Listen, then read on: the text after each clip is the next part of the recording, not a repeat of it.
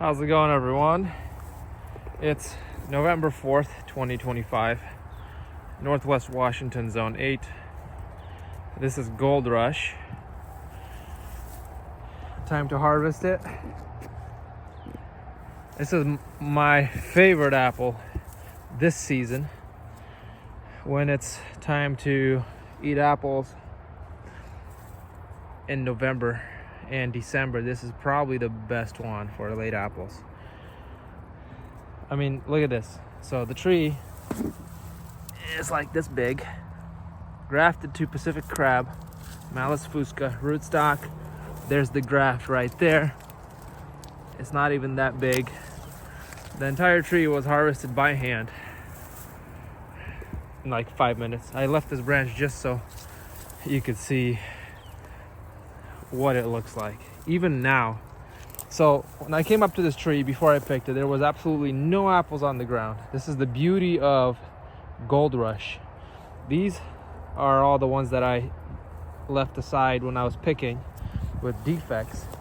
Notice that there's only like 14 apples here with defects out of all these.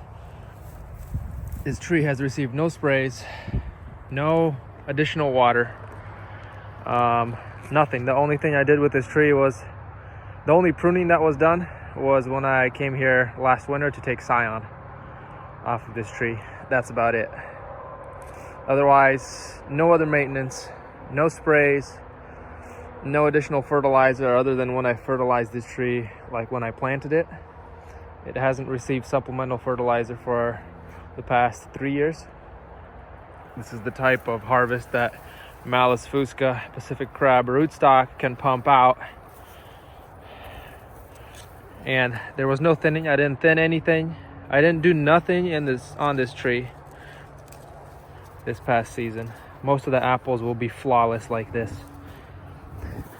Best case scenario is when the sun hits them just right, you'll get gold rushes with a cool pink hue to them like this. They come in all different sizes on the tree, but this is probably the coolest looking one. When the sun hits it just right, you get a nice gold rush that looks like that.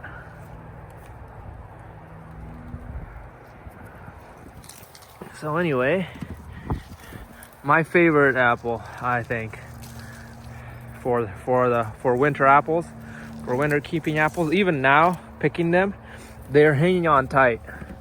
So that's one of the best advantages, I think, for this apple, is it will hang on to the tree for dear life. It will not fall off unless you pick it. Even when you pick it, it hangs on tight during the harvest.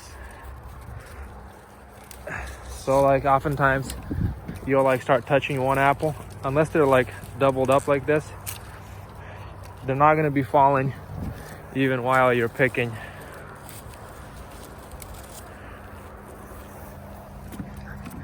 The completely flawless apples, basically, for the most part. Like, look at all these apples I'm picking. No sprays, no worm damage, other than these first few that I discarded. And even these, let's consider the damage that can happen in Pacific Northwest. You have one that cracked on the entire tree. You have bird damage, deep gouges like this is bird damage. You got rodent damage here. You can see the little tooth marks. This could be both rodent and bird damage. This is rodent right here. Rodent nibbles, little mouse nibbles. You can see the little tooth marks right in there. Field mice, voles. Here's could be bird damage, could be that looks like rat damage, rat or mouse. Some of them will just crack like this on the sunny side. That's just a little bit of sun scald that later cracks towards fall. So areas where some apples get sunburn, you'll have a little issue with the Gold Rush on a small percentage, like very small percentage of the apples. And even these are harvestable and edible.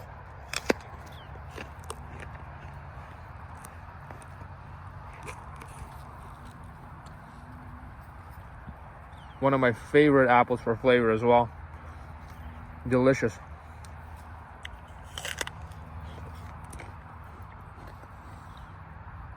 Crispy.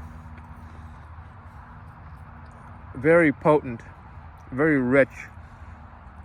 It's like a rich, nutty, floral flavor. It's kind of like a... It has a little bit of the golden russet, like intense russet flavor, but this is not a russet apple. This one I think is better than golden russet, in my opinion now. If I was only able to have 2 varieties, if I could only plant 2 trees on my property, I'd plant Gold Rush and Pixie Crunch. That tree didn't produce this year, still pretty small. This is my Pixie Crunch tree. Last year it gave me a couple apples. This year it was resting, but it looks like I'll have apples. It's got fruit spurs all over the place, so I should have nice Pixie Crunch next year on this tree. There's my greenhouse dome in the background. I'm also building another greenhouse, a 95 footer, 30 by 95. I ran out of space in my geodesic dome,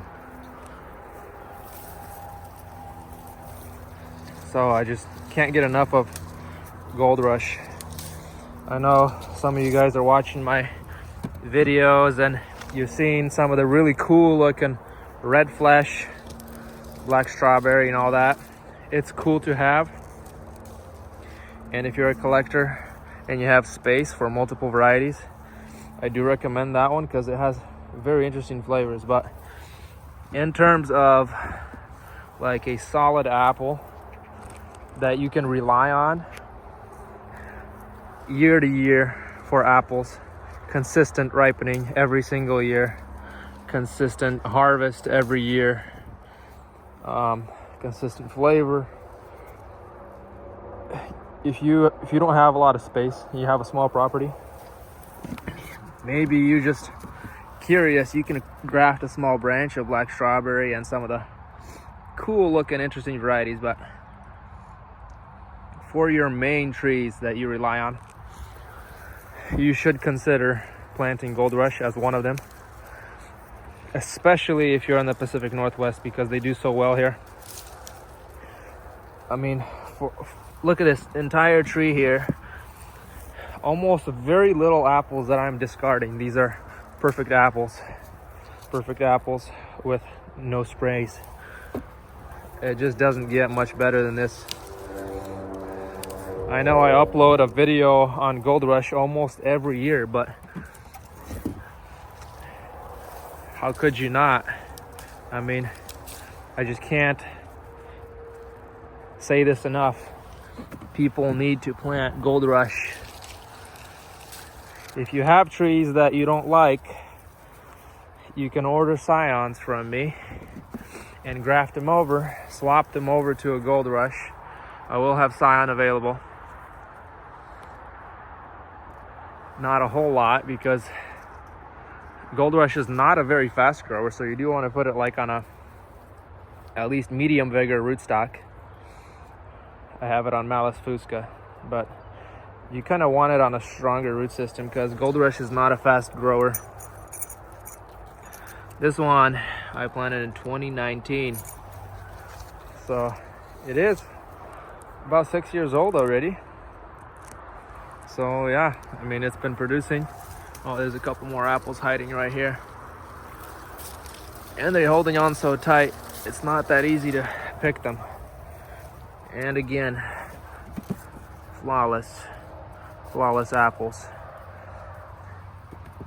You do get this, but that's perfectly fine. That apple will keep little warts or something.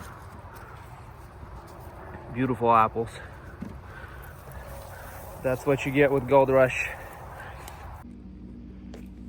There we go. You put them in the crisper drawer right away. You'll be eating these one by one until March if they last.